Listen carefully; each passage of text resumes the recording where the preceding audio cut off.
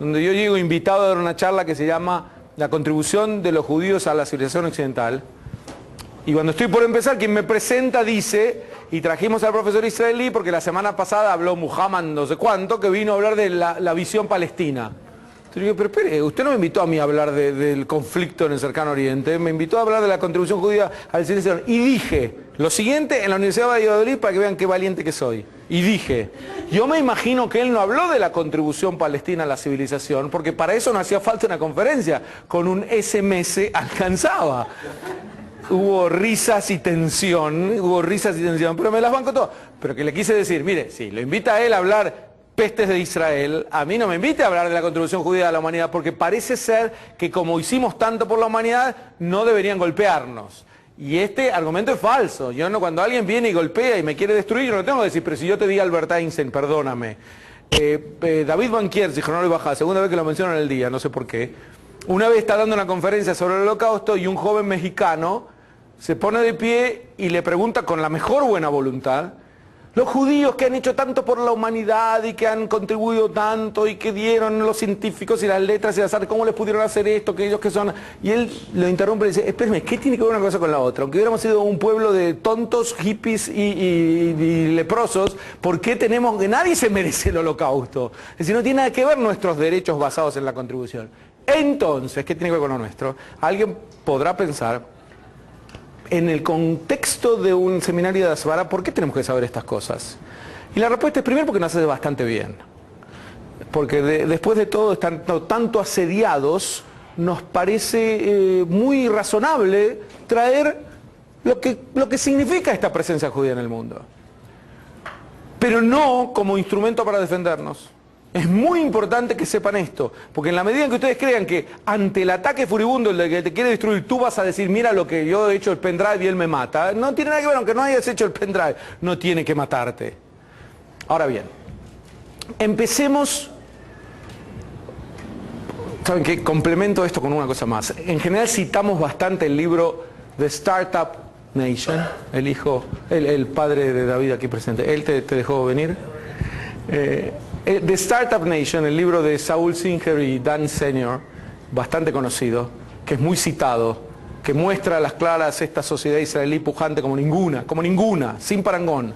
No solamente la que inventó todo lo que les contó Gabriel, sino la que tiene el número 1 en patentes, en invenciones, en publicaciones académicas, en journals, en lo que quieran.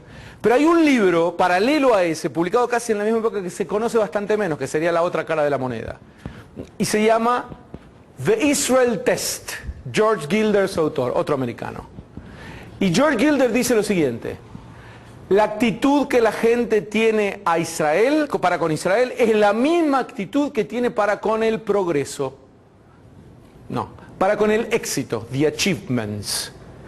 Cuando una persona ve a un gran logro y dice, qué mal, ¿quién se cree que es? Lo tengo que tener yo, me lo robó, explotador, maldito, lo que fuere, esto nos va a arruinar a todos, etcétera, etcétera. Ese tipo es un anti-israelí por antonomasia. Si él ve un gran logro y dice, qué fantástico, qué admirable, me gustaría a mí poder disfrutar de ese logro, ¿cómo hago para trasladarlo, para transferirlo? Ese es un pro-israelí por excelencia. Este libro sería una clave para entender en general lo que vamos a charlar ahora de la contribución judía a la humanidad. Pero terminándoles con la experiencia en Valladolid, lo digo porque, lo dije ahí porque nuestros enemigos, y aquí termino con ellos, no pueden hablar 15 minutos de sí mismos sin llenar la conferencia de Israel.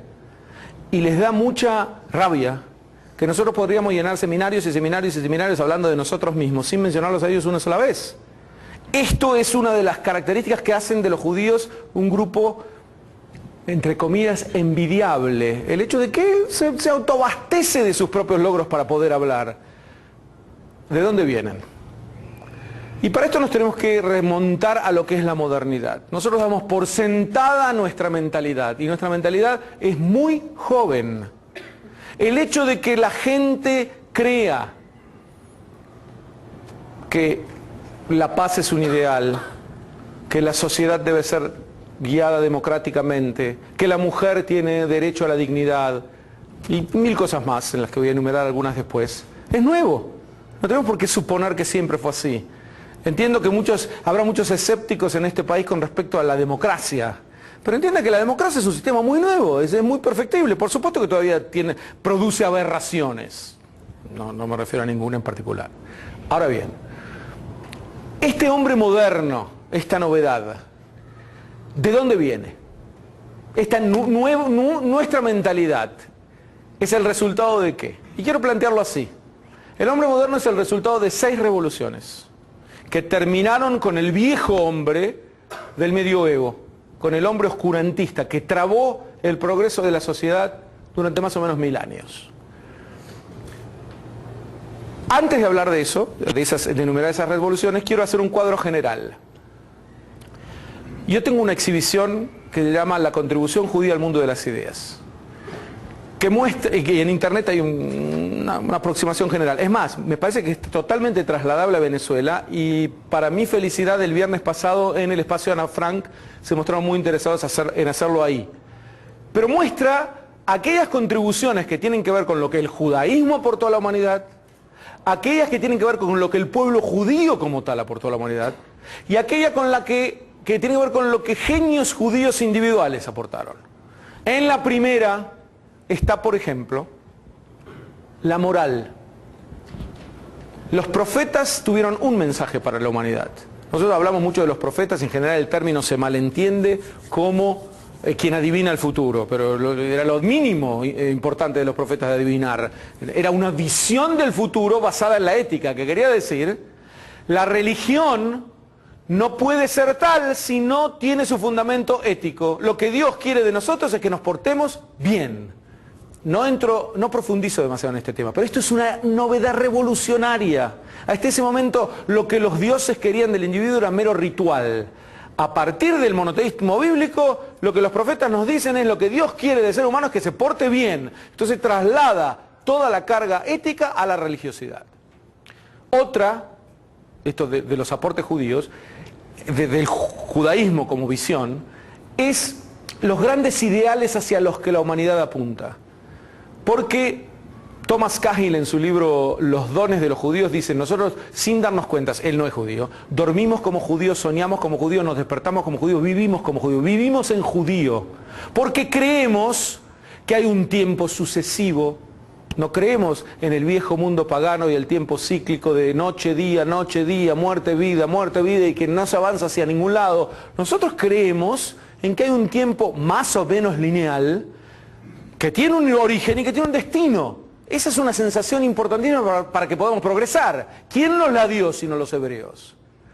Creemos en que hay una responsabilidad individual, que la gente tiene responsabilidad por lo que hace. ¿De dónde sale esto sino de los valores de la Biblia? Creemos en que la vida humana tiene una santidad distinta. La vida humana es sagrada. ¿De dónde sale esto?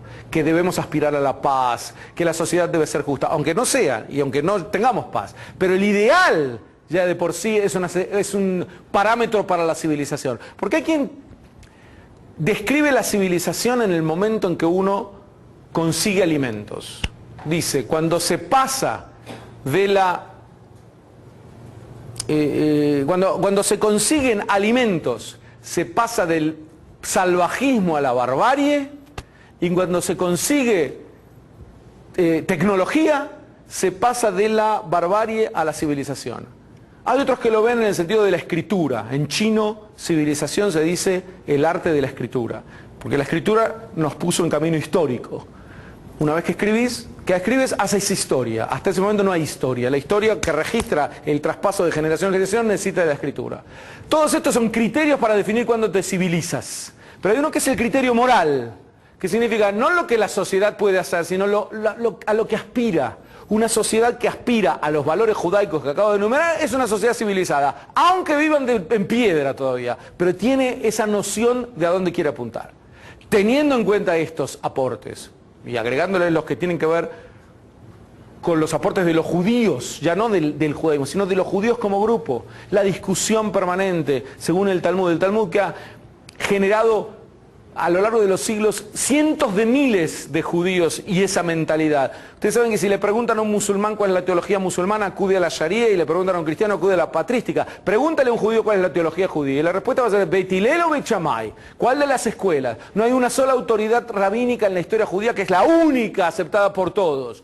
Esta democracia inherente al judaísmo, que en el Talmud se expresa en discusiones idas o vueltas, crea una mentalidad distinta, una mentalidad que no teme debatir, ver las cosas de distintos ángulos, analizar y volver a analizar, estudiar y volver a estudiar. Y esa falta de temor es lo que lanza al judío cada vez más a civilizar.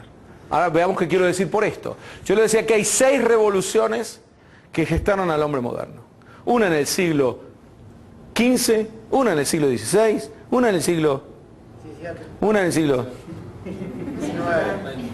Traje 2 de mis mejores alumnos. Y en el 20. Cada una de estas revoluciones,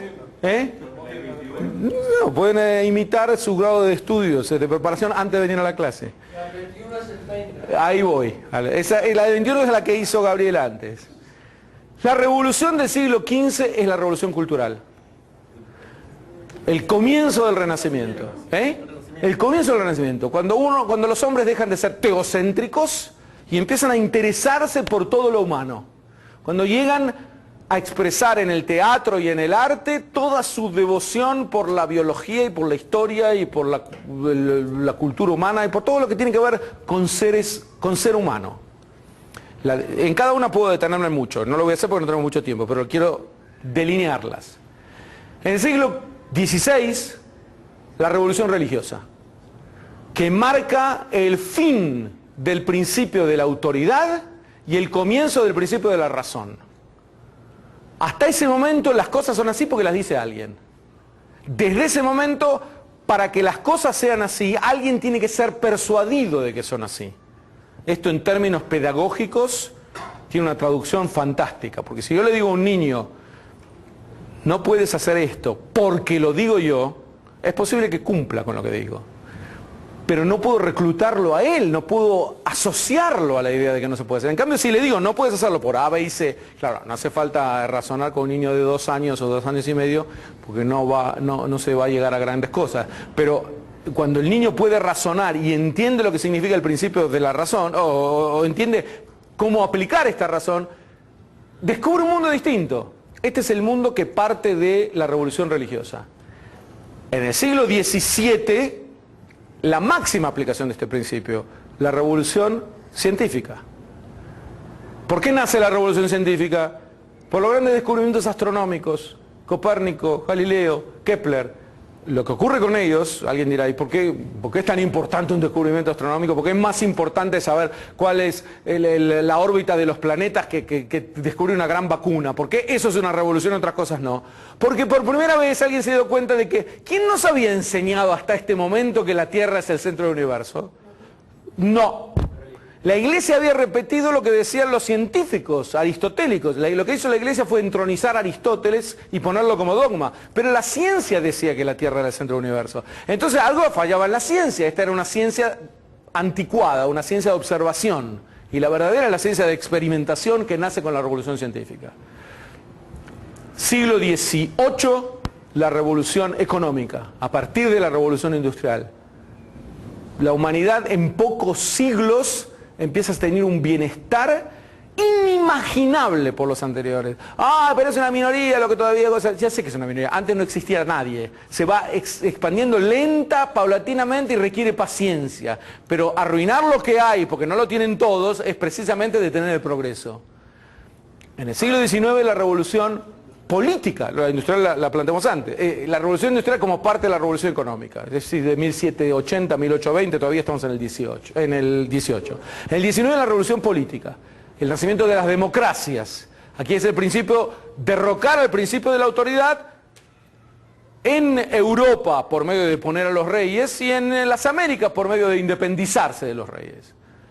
Y en el siglo XX, la revolución cibernética, que nos hizo seres humanos totalmente distintos, con esta sensación de que todo el mundo sabe, todo el tiempo sabemos todo el tiempo sabemos, podemos comunicarnos con cualquiera, esta sensación de que queramos o no estamos todos globalizados, lo que nos pasa a uno lo saben todos, etcétera, etcétera, etcétera.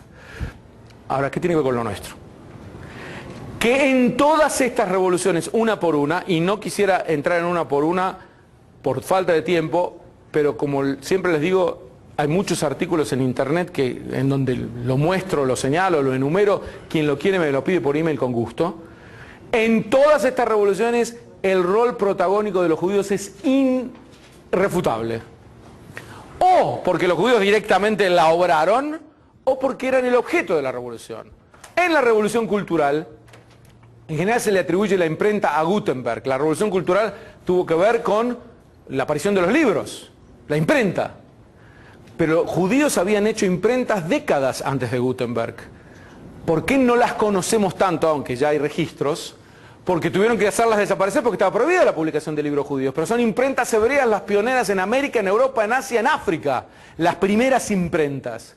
Era el judío el que aprovechó inmediatamente esto y por un motivo natural. Y es que no se puede ser judío sin estudiar. El libro era parte inherente al judío. Y con esto no hablo ni un minuto de raza, biología, genética, nada. Un bebé de cualquier raza, religión, cualquier raza, extracción y genes puesto en un hogar judío tiene más posibilidades de valorar el aprendizaje y el estudio que puesto en un hogar no judío. Esto es estadística pura. En la Edad Media el 99% de la gente no sabía leer y escribir, el 99% de los judíos sabía leer y escribir. ¿Por qué? Porque en el judaísmo hay un ímpetu de aprendizaje como no hay en otras culturas. Eso hace que en la revolución cultural tuvieran este rol. Uno dirá, en la revolución religiosa, ¿qué tiene que ver con la reforma protestante de los judíos? Todo tiene que ver. La reforma protestante poco se sabe, poco se difunde. Comenzó con la llamada batalla de los libros.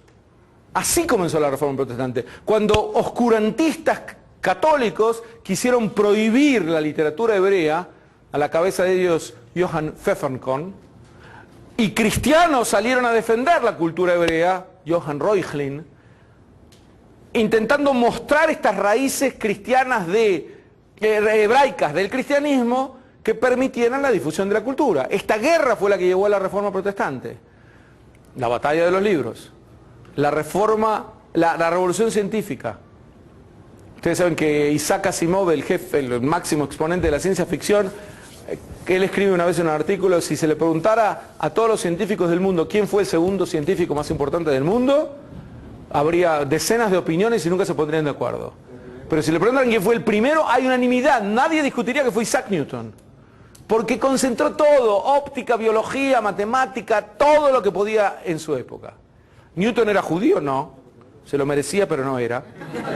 Pero que más páginas de las que le dedicó a óptica, astronomía y a física, le dedicó a el idioma hebreo, la cultura bíblica, y también es poco conocido. ¿Por qué? Porque la revolución científica necesitaba de una mentalidad especial, y esta es la mentalidad de la Biblia, que es una mentalidad que plantea que el universo, la naturaleza, es regular, es racional. Si el mundo es un mundo arbitrario donde los dioses cada mañana se despiertan y hacen otras cosas, y nadie sabe qué puede hacer en este mundo y hay un destino ciego, la ciencia no puede tener lugar, no puede explorar un mundo así. La Biblia plantea un mundo regular en donde Dios crea la naturaleza y la deja funcionar. Esa cosmovisión es la que puede dar lugar a la revolución científica. ¿Por qué tardó tanto en producirse? Es otra historia. Pero eran hombres inspirados en esto, en esta cosmovisión. La revolución económica. Los judíos inventaron el crédito, el comercio, llevar mercaderías, la globalización, si quieren llamarla. Cada uno de estos por distintos motivos, en distintas circunstancias. Pero el ímpetu que le dieron al desarrollo de la economía no tiene parangón. Política.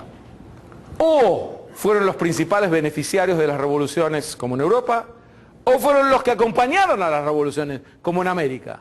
Pero ellos también tenían que ver con lograr la democracia, porque eran los primeros que iban a salir bien parados de la democracia. En regímenes, frente a regímenes que los oprimían, era su gran oportunidad de generar un régimen más racional, con menos odio. Después les salió mal. Pero intentaron por lo menos esto, y por eso eran parte de esta revolución. De la cibernética no tengo palabras para decirles en cuántos judíos, ya más en lo individual, hay en Google, Schmugel, Pugel, Smugel. En cada área de la cibernética Es decir, la palabra cibernética fue inventada por un judío, Norbert Wiener, en 1948. Dicho sea de paso, la palabra don viene de dueño, no de lo que tú dijiste. Anota. La palabra cibernética viene de un judío, pero la palabra sería lo de menos si no tomamos en cuenta que aquí no puede haber una casualidad. La proporción de la presencia judía en estas áreas genera una conclusión, y es que los judíos han llegado a la modernidad como se puede llegar a la tierra prometida. La modernidad es el mar en el que los judíos nadan con mayor facilidad. ¿Por qué? Porque es un mar más racional, de más discusión, de menos miedos, de idas y vueltas de ideas, de investigar, de estudiar. Y este descollar tan importante, destacarse en las ciencias, en las artes, como vemos en el siglo XX, tiene que ver perfectamente con esta aproximación judía al mundo de las ideas. Y por eso les diría que, por un lado, no es casual que los premodernos, es decir, aquellos que están intentando detener el progreso de la humanidad, nos odien tanto. Porque nos odian tanto porque Israel es atacado por representar la modernidad en la región en donde está. Estos premodernos no quieren que surja una sociedad tan moderna que los cuestiona, pero se alían con los posmodernos. Este es nuestro gran problema. Porque viene un grupo que, frustrado en que sus ideas han fracasado, básicamente, ahora se apegan a una gran idea, la que llaman posmodernidad, y dicen: esto no es una idea, es un estadio en la historia de la humanidad. Estamos en el estadio posmoderno de la humanidad. La respuesta es: a mí no me lleves a ningún estadio. Tú quieres ir a la posmodernidad, ve tranquilo. Eso es tu idea, esta de la modernidad. Yo no estoy en la posmodernidad, estoy en la modernidad, y es una época de la humanidad que me enorgullece y que no se ha agotado, en la que tenemos que invertir mucho más todavía. Pero ellos crean una situación en la que premodernos y posmodernos unidos lo que hacen es intentar ahogar a la modernidad y con ellos a los judíos, y con ella a los judíos. Porque ¿qué dice el posmoderno en esta situación? No hay progreso, todo lo mismo. Es lo mismo, el islamista fanatizado que decapita a un hombre por televisión, que el judío que está investigando en Israel. Da lo mismo en la práctica. Uno es una expresión cultural y lo otro es una expresión cultural. Frente a este relativismo extremo, frente a esta desaparición irreversible de valores que traen los posmodernos, el premoderno se siente perfectamente bien acompañado, porque él puede justificar su propia agresividad diciendo: bueno, nosotros somos una más, y entonces aparece esta sociedad macabra que intenta ahogar a la modernidad y a los judíos con ella. He llegado al final de la exposición para entrar en debate, pero en todo caso diría: pobre Hillel, te preveías que iba a caminar a Dios. Pero en todo caso diría: la contribución judía pasa o por el judaísmo como cultura, o por los judíos como grupo, o por los judíos como individuo, en aportar aquellas ideas que empujan hacia la modernidad. Y como consecuencia, una vez que llegamos a esta modernidad que tanto cuesta, los judíos empiezan a sentirse en casa de escollar. También el judío de los países también se transforma en the Startup Nation, no casualmente. Y todo lo demás, en realidad el orden debería haber sido al revés. Ahora con ustedes recuerden todo lo que les dijo Gabriel de la desalarización y de la energía, no me acuerdo cuánto, solar, y se los dice alguien que se compró hace poco un coche híbrido que combina el motor eléctrico con el motor a gasolina, que es el primer paso hacia que todos los motores sean eléctricos, y ahí los quiero ver a los dueños de las riquezas del petróleo del mundo cuando vengan mendigando, tratando de venderla. Ya no van a poder invertir todas sus riquezas en destrucción, van a tener una cierta pobreza que los va a conminar a administrarse mejor. Pero esa contribución judía pasa por una especie de mentalidad que generaron estos siglos de dedicarse al estudio, a la investigación, a la discusión, y yo diría, más que ninguna otra cosa, ahí le va a encantar a Marcelo, a la autocrítica. Al hecho de que en la civilización judía no hay nadie que termina el capítulo con una medalla, ni los patriarcas, ni Moshe, ni Aarón. Y los profetas son los que más denuncian no solamente a los reyes, sino a los sacerdotes, al establishment. Esa es la sociedad judía, que es una democracia en gestación, y cuando llega la época de la democracia, entonces nos sentimos perfectamente en casa. Anabela está boicoteando la clase por medio de distribuir otro material, por lo tanto me interrumpo aquí y abrimos los últimos minutos para preguntas, dudas, críticas, agresiones, comentarios, amenazas, lo que les parezca. Ah, pero tú dices amenazas. ¿Qué? Aquí hemos llegado. Sí, una. Una cuestión que todo esto trae y que es colateral. El precio de la modernidad y el precio que puede pagar el pueblo judío como tal es su finalización como pueblo histórico. Porque esa misma modernidad puede conducir a la asimilación. ¿Cómo enfrentamos esta situación que puede ser real? Mira, nos vienen anunciando el fin del pueblo judío hace mucho tiempo. Y los judíos nunca nos caracterizamos por ser muchos. Así que disminuya la cantidad de judíos. Ahora somos el menos del 0,2% de la humanidad. Si de aquí a un siglo vamos al 0,02%, no va a afectar mucho lo que el pueblo judío puede seguir contribuyendo.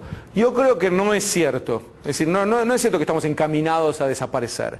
La cultura judía es suficientemente vital como para continuar. Ahora, ¿qué va a ser en el mundo futuro, enteramente globalizado y con distintas, digamos, expresiones desconocidas hasta ahora? La verdad que no lo sé, pero sin basarme en un dato concreto, no veo por qué una cultura tan poderosa en sí misma como la de judaica tenga que estar destinada a desaparecer. Que hay asimilación, en todas las épocas la hubo y no jugamos a la cantidad nosotros. ¿Qué más? Dime. Todo este curso de Azorá, los 2 días nos han hablado de, o los 3 días nos han hablado de... Los 4 días. La judeofobia, y nos han hablado también de branding, de cómo hacer Israel y que la idea es que Israel sea creatividad. Pero lo veo, en creatividad tuvieron que explicarnos 1 hora de todos los inventos para poderlo hacer vendible, ¿no? Cuando estás compitiendo contra la judeofobia, que el judío tiene la culpa y ya, y es algo muy corto, y tú mismo nos has enseñado que lo muy corto es mejor que 2000 horas de explicación de por qué el pendrive es mejor y por qué el tema. Entonces, oye, no veo todavía como, bueno, Israel es creativa, no es tan vendible, ¿no? Por ejemplo, Colombia tiene ahorita un eslogan: el único peligro de venir a Colombia es que te quieras quedar. Es querer quedarse. Eso es mucho más vendible que Bueno, eso es un slogan del Ministerio de Turismo de Colombia. Correcto. Está bien, pero ¿de dónde viene? Porque aprovecha la idea de que ir a Colombia es peligroso. Entonces sacaron un muy buen cartel que dice: el único peligro es que quieras quedarte. Yo estando en Sao Paulo, venía de Montevideo y pegó perfectamente porque había un cartel del Ministerio de Propaganda de Uruguay y decía: para San Pablo, perfecto. Y decía: venga a Uruguay, recupere el gusto de caminar por la calle. Entonces, claro, si una buena agencia de publicidad te saca todos los slogans que quieran. El tipo, el paulista, que sabe que él nunca puede salir a caminar por la calle, le dicen solamente eso, ya le atrae venir. Pero espera, esto es un slogan de una agencia de publicidad que dura 4 o 5 años. Cuando nosotros hablamos de transmitir la mejor imagen de Israel es a largo plazo. Con todo estoy de acuerdo contigo. Si tienes que quebrar a la judeofobia no es con pendrive. A la judeofobia se la quiebra mostrándole que es un peligro para la humanidad. Mostrando que el judeófobo, denunciando que el judeófobo empieza por los judíos, pero quiere destruir lo moderno, los derechos humanos, la civilización, la democracia, la dignidad de la mujer. Eso es lo que hay que hacer. Estoy de acuerdo contigo. Ahora, eso no quiere decir que no tengamos que hablar también de las facetas positivas del mundo judío. No, yo no estoy diciendo que no lo hable, sino de hacerlo más vendible. Que Israel es publicidad. ¿Cómo se hace branding de Israel, es lo que está diciendo? Eso es lo que estoy tratando. O sea, publicistas que hagan un mejor branding de esa misma idea sería mejor. Bueno, sería mejor. Y en todo caso creo que hay muchos que están haciendo eso. De Relaciones Exteriores está tratando de hacer un estudio de eso. En todo caso, entiendo la pregunta, no da para una respuesta, es más bien para una clase. Está bien, me parece correcto, estamos perfectamente de acuerdo. Habría que buscar los métodos que deben estar siendo buscados para resumir. Yo puedo resumirte en pocas frases o en frases breves cómo contrarrestar la agresión contra Israel. Ahora, si me pides frases breves sobre esto, tendría que pensarlas también. Si yo no soy una agencia publicitaria, pero podemos pensar juntos. ¿Cómo le digo en una frase que Israel a... Shimon Peres hacía poco había dicho algo así como: es mucho mejor tener, o algo así, te la resumo, a lo mejor no fue la de él, nuestro enemigo es el desierto. Es decir, nosotros no buscamos enemigos en seres humanos, el desierto es nuestro verdadero enemigo. Es decir, de hecho, esas frases tienen que ver con el Brandeising al que te refieres, pero entiendo que a lo mejor aquí se habló no excesivamente del tema, bueno, da para otro seminario entonces. Sí. Como una especie de pregunta de conclusión, vemos que, por ejemplo, Clam ha entendido la importancia de la parada, de la importancia de la... Eso va mejor para la evaluación ahora. Sí, pero no, yo pregunto, ¿Israel, el Estado, el gobierno lo ha entendido por fin? La respuesta es creo que no. Y, ¿eh? Sí, pero... Me pregunta, le respondo, yo creo que no.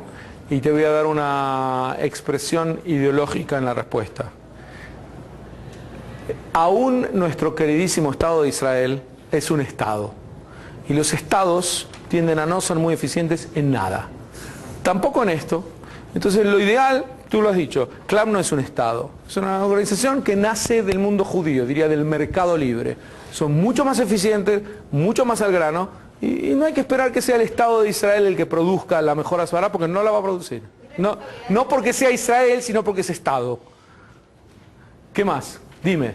Tanto adelanto, tanta creatividad, tanto orgullo para todos. Pero, ¿qué pasa con trabajar más el enlace con el árabe que vive en Israel?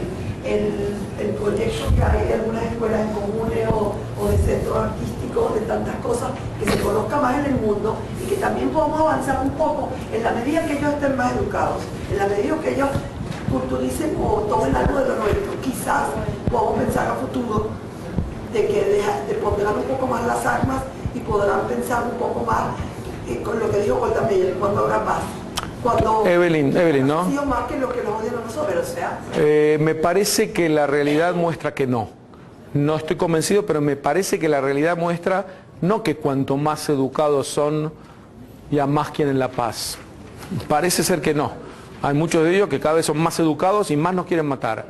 Ahora, no quiere decir que porque no sean educados, no, creo que eso pasan paralela, no es correlativo uno de otro. Quizás al concepto nuestro, donde valoren la vida más que la muerte. Está bien, pero nosotros tenemos algunos problemas y es un poco paternalista tratar de resolver también los problemas de ellos. Es cierto que en la cultura árabe, hay una carga muy grande de no poner especial énfasis en la santidad de la vida y especialmente no poner énfasis en la dignidad de la mujer, diría yo. Pero realmente, con toda la crítica del mundo, esto deberían resolverlo ellos. Nosotros no nos podemos poner. Es más, nos van a tomar a mal si intentamos resolverlo. Van a plantearlo como ¿quién te cree que eres tú para meterte en mi vida? Muy bien. ¿Qué más? Muy bien, ahora que llegó Alberto Enoch podemos comenzar la clase. Ahora, estamos esperando, el seminario comienza ahora. No. Que vino a llevarse los laureles, a que todos digan, qué bien, te felicito. ¿Qué más? Muy bien, fue un gran placer. ¿Evaluación en cuánto tiempo? Una pregunta más, venga, perdón. Tú empezaste la exposición diciendo que... Vanessa. La socialdemócrata. Venga. Derechista.